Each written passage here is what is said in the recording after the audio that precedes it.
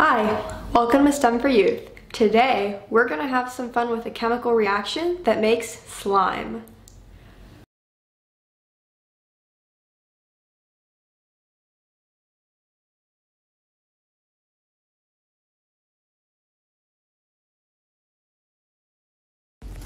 Here are some fun facts about slime. Slime was first made by a toy company, Mattel, and sold in 1976. It's banned in Germany, and vinegar will destroy slime. There are over 18 different official slimes in the world. Here are the ingredients that we will be using: a measuring cup and measuring spoons, borax, white glue, water, and a large mixing bowl. Now, let's make our borax and water solution.